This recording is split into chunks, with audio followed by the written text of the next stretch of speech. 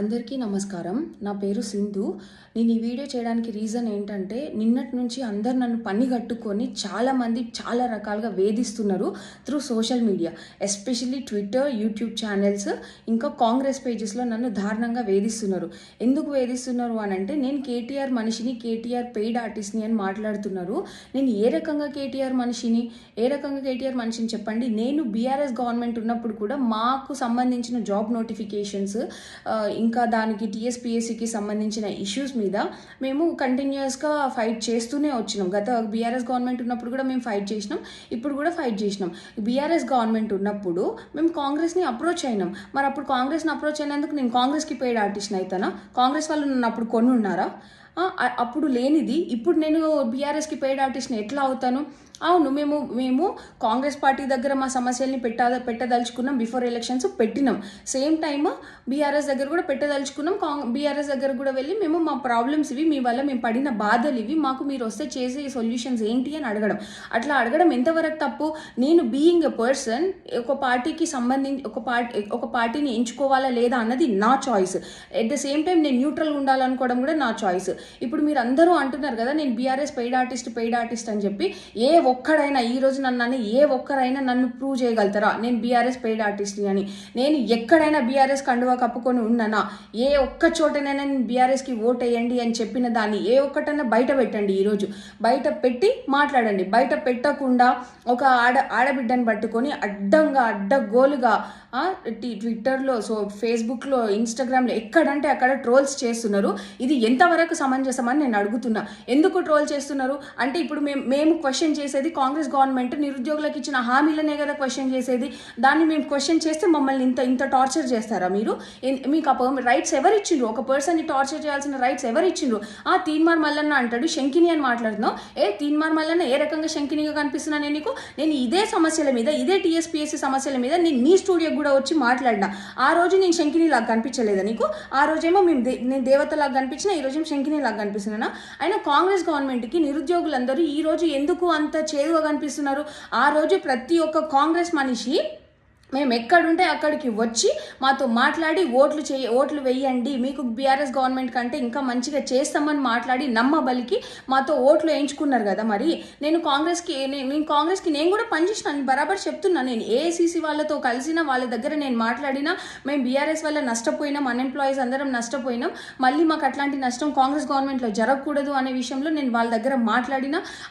కోదండ Ram sir దగ్గర కూడా నేను మాట్లాడిన. ప్రతిదీ నేను కోదండ రామ్ సార్ చెప్పిండ్రు ఎలా చేయాలి ఏంటి అని. మేము ఆ ప్రకారంగా చేసినాం, మాట్లాడినాం. అప్పుడు ఎందుకు నేను కాంగ్రెస్ మనిషిని అవ్వలేదు? అప్పుడు ఎందుకు నన్ను కాంగ్రెస్ పెయిడ్ ఆర్టిస్ట్ అని అనలేదు? ఈ రోజు ఎందుకు నన్ను బీఆర్ఎస్ పెయిడ్ ఆర్టిస్ట్ అంటున్నారు? అవును, బీఆర్ఎస్ రూలింగ్లో ఉన్నప్పుడు కాంగ్రెస్ అపోజిషన్ దగ్గరికి మేము వెళ్ళినాము.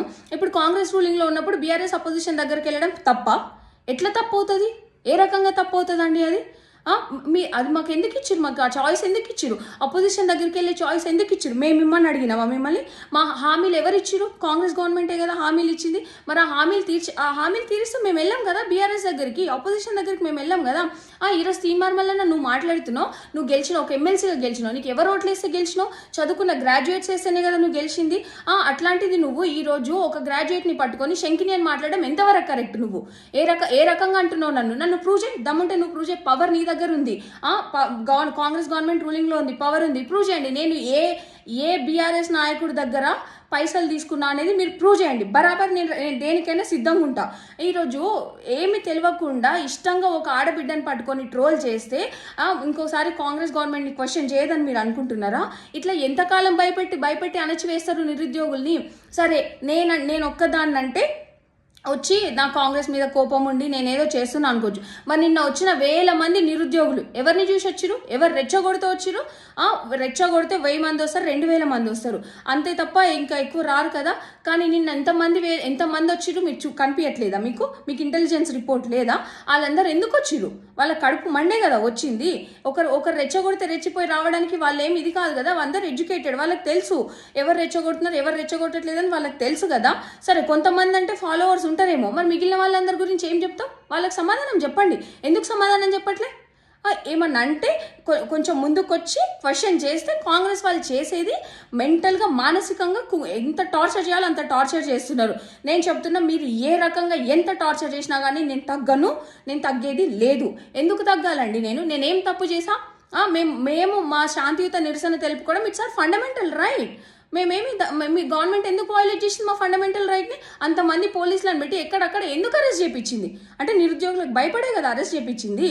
అంత భయం ఉన్న వాళ్ళు, మీరు అంత భయం ఉన్నప్పుడు మరి అంత ఛాన్స్ ఇవ్వద్దు నిరుద్యోగులకి. ఎందుకు ఇస్తున్నారు మీరు ఛాన్స్? రోడ్ల మీదకి రావాలని ఎందుకు ఇస్తున్నారు? ఈరోజు మాట్లాడుతున్నారు నేను బీఆర్ఎస్ దగ్గర పోయినా చేసినా అని. నేను ఏ ఒక్క కాంగ్రెస్ నాయకుడిని కలవలేదా? చూడలేదా? నేను ఏ ఒక్క కాంగ్రెస్ నాయకుడు నేను చూపియాలా ఏ కాంగ్రెస్ నాయకులు నేను కలిసినానో?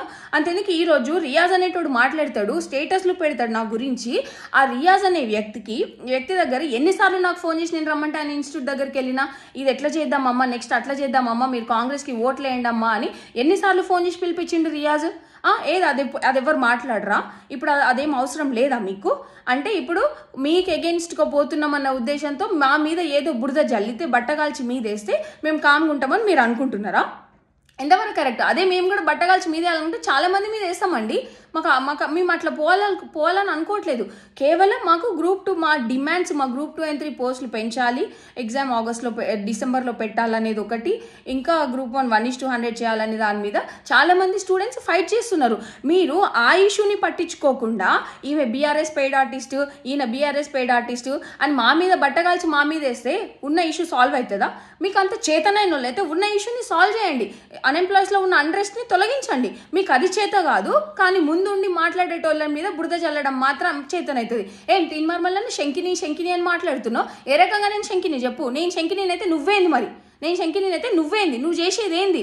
నువ్వు చేసిన ప్రామిస్ ఏంది? జీవో 46 వాళ్ళు నీ స్టూడియోకి వస్తే నేను ఆదుకుంటా తమ్మి అని మాట ఇచ్చినోడివి, ఇవాళ జీవో 46 వాళ్ళని అడ్డగోలుగా తిడుతున్నావు. నువ్వు ఘోరంగా తిడుతున్నావు. మళ్ళీ తిట్టిన నువ్వే మొన్న ఎమ్మెల్సీ ఎలక్షన్స్ ముందు ఏమంటారు ప్రచారాలలో మాట్లాడినావు కదా నువ్వు. మీకు గ్రూప్ 1 గ్రూప్ 2 3 పోస్టులు పెంచిపిస్తా, 1:100 చేపిస్తా, జీవో 46 ఇష్యూ టేకప్ చేస్తా, న్యాయం జరిగేలా చూస్తా అన్నావు కదా. మరి నువ్వెందుకు మాట్లాడినావు? అంటే నీ ఎలక్షన్స్కి అవసరం ఉన్నప్పుడేమో వాడుకుంటావా అన్ఎంప్లాయీస్ని, ఎలక్షన్స్ అప్పుడు అవసరం లేకుంటేనేమో శంకిని అని మాట్లాడతావా? ఇవన్నీ అసలు ఎందుకు ఇట్లా చేస్తున్నారు? రేపొద్దున నాకేమన్నా అయితే దీనికి కారణం ఖచ్చితంగా తీన్మార్మల్లన్న రేవంత్ రెడ్డి, కాంగ్రెస్ గవర్నమెంట్ మాత్రమే. ఎందుకు అనంటే ఒక ఆడపిల్ల అనేది కూడా చూడకుండా అడ్డగోలుగా మాట్లాడుతున్నారు. ఇదే ఆడపిల్లని బయటకు వచ్చి బీఆర్ఎస్ గవర్నమెంట్ ముందు ఫైట్ చేస్తున్నప్పుడు ఈ రోజు నన్ను ట్రోల్ చేసే మనుషులే బాగా ఫైట్ చేస్తున్నావమ్మా నువ్వు చెయ్యి, ఇట్లనే మన డిమాండ్స్ మనం సాధించుకోవాలి, అది మన హక్కు అని చెప్పినోళ్ళు ఇవాళ ఎందుకు హక్కు కాకుండా పోతుంది? ఆ రోజు మన డిమాండ్స్ మనం సాధించుకోవాలనుకోవడం హక్కు అయితే ఈ రోజు కూడా హక్కే కదా. కేవలం గవర్నమెంట్ రూలింగ్ పార్టీస్ మారినాయి అంతే. గవర్నమెంట్లో మొన్న బీఆర్ఎస్ ఉంది, ఇవాళ కాంగ్రెస్ ఉంది అంతే తప్ప దానికి మేము హక్కులు సాధించుకోవాల్సిన కెపాసిటీ మాకు ఉంటుంది. డెఫినెట్గా మేము హక్కులు సాధించుకుంటాం. పార్టీ మారినంత మాత్రం రూల్స్ మారుతాయా? గవర్నెన్స్ రూల్స్ మారుతాయా? మారవు కదా. మీరు మరి అంత ఉన్నోళ్ళు మీరు ఎందుకు చర్చలకు రావట్లేదు నిరుద్యోగులతోటి? ఎంతసేపు కోవట్లను పెట్టుకొని వాళ్ళు చెప్పిందే వింటారు కానీ మరి నిరుద్యోగులతో ఎందుకు డైరెక్ట్గా మాట్లాడట్లేదు? సరే బీఆర్ఎస్ గవర్నమెంట్ వాళ్ళు ఎవరికి యాక్సెస్ ఇవ్వట్లేదు, ఎవరు మాట్లాడట్లేదు, ఎవరిని దగ్గర తీసి మాట్లాడట్లేదు అని మాట్లాడుతున్నారు కదా. మరి మీరెందుకు ఇవాళ పిలిచి మాట్లాడట్లేదు? మీరెందుకు అన్ఎంప్లాయీస్ని పిలిచి మాట్లాడట్లేదు? మాతో ఎందుకు చర్చలు జరపట్లేదు? మీరే కదా అన్నది మీకు ప్రజాప్రభుత్వం అనేసి మాట్లాడారు. ప్రజాప్రభుత్వంలో మేము మీ దగ్గరకు వచ్చి అడుగుతాము, మిమ్మల్ని మీతో చర్చలు చేస్తామన్నారు. ఎక్కడ పోయినా చర్చలు? ఈరోజు చర్చలు పక్కన పెడితే మనుషుల్ని పర్సనల్గా అటాకులు చేపిస్తారా మీరు? మా స్టూడెంట్స్లోనే కొంతమందిని కొనేసుకొని వాళ్ళతోటి పర్సనల్ లెవెల్ అటాకింగ్స్ చేపిస్తున్నారు. నేను చెప్తున్నా, ఈరోజు రేపు పొద్దున్న నాకేమన్నా జరిగితే, నాకు కానీ నా ఫ్యామిలీకి కానీ ఏమన్నా నష్టం జరిగితే దానికి కారణం తీన్మార్ మల్లన్న, ఇంకా రేవంత్ రెడ్డి, ఇంకా కాంగ్రెస్ గవర్నమెంట్లో ఉన్న పెద్దలు. ఇది మాత్రం 100%. ఎందుకంటే నన్ను ఎంత మానసికంగా వేధించాలో అంత మానసికంగా వేధిస్తున్నారు. మానసికంగా వేధించినా సరే నేను ఒకటి చెప్తున్నా, నేను బీఆర్ఎస్ పెయిడ్ ఆర్టిస్ట్, నేను బీఆర్ఎస్ మనిషిని, బీఆర్ఎస్ నుంచి నేను పైసలు తీసుకున్నా అని ఈరోజు నా మీద ట్రోల్స్ చేసిన ఏ ఒక్కడైనా ప్రూవ్ చేసినా నేను దేనికైనా నేను సిద్ధంగా ఉన్నా. ప్రూవ్ చేయండి, మాటలు అనడం కాదు, ప్రూవ్ చేయండి, ప్రూవ్ చేసి చూపించండి. పవర్ ఇవాళ మీ చేతిలోనే ఉంది. ప్రూవ్ చేసి చూపించండి, చూపించిన తర్వాత మాట్లాడండి. అంతే తప్ప ఊరికేనే బట్టగార్చి మీదేస్తా శంకిని ఇట్లాంటి పదాలు మాట్లాడితే మాత్రం నేను ఊరుకునేది లేదు. లీగల్గానైనా నేను పోవడానికి సిద్ధంగా ఉన్నా.